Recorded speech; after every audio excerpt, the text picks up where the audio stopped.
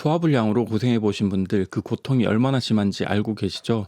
정말 힘들고 괴로울 때가 많답니다. 조심해서 식사를 천천히 하고 또 자극적인 음식을 먹지 않았음에도 잦은 식체로 복통과 함께 또 머리는 왜 그렇게 아픈지 겪어보신 분들은 그 고통이 아마 지금도 생각나실 거예요.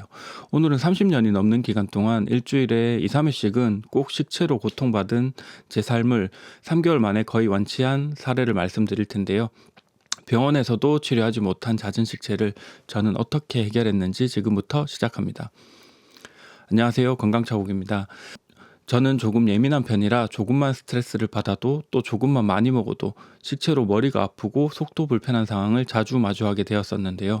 배만 아프면 좀 참아보겠는데 머리는 또 왜 그렇게 아픈지 정말 견디기 힘든 날들이 많았습니다.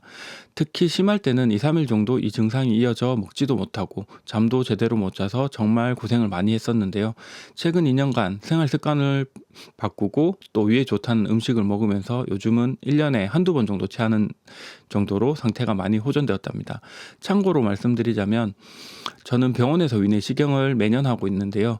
최근 들어 위험이 조금 보인다는 소견 외에는 단 한 번도 용종을 떼는 일도 위에 문제가 있다는 진단을 받은 적이 없었습니다.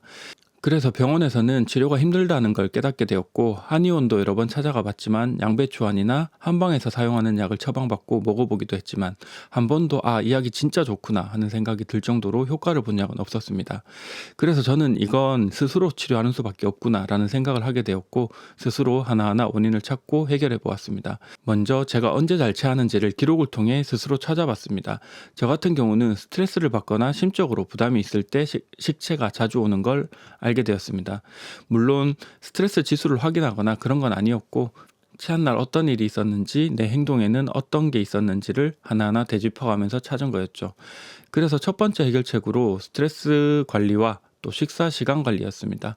회사를 다니다 보니 식사 시간을 마음대로 변경하는 건 쉽지 않았지만 오전에 업무적으로나 인간적으로나 스트레스를 받고 머리 아픈 일이 많을 때는 점심을 아주 조금 먹거나 안 먹는 날도 있었는데요.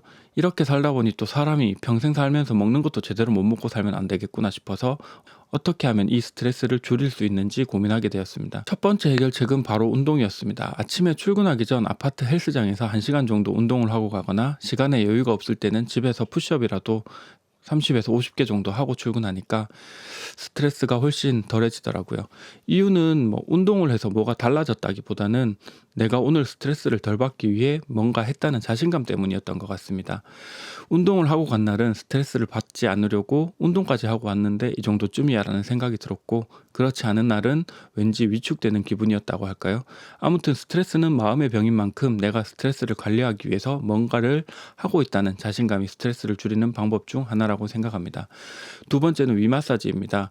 음식을 급하게 먹었거나 조금 과하게 먹었다 싶을 때는 숨을 크게 들이쉬고 위를 꾹꾹 문질러서 마사지를 해주었습니다. 위 마사지는 실제로 식체를 했을 때 위의 움직임이 둔해졌을 때도 효과적이었는데요. 식체를 하고 나서 위 마사지를 하면 사실 많이 아파서 제대로 못하게 되는 경우가 많습니다.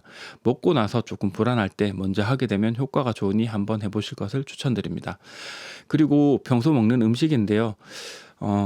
양배추즙이나 미역, 감자, 무, 이런 음식들이 소화에 도움된다는 건 위가 안 좋으신 분들은 한 번쯤은 다 들어보셨고 또 드셔보셨을 거예요.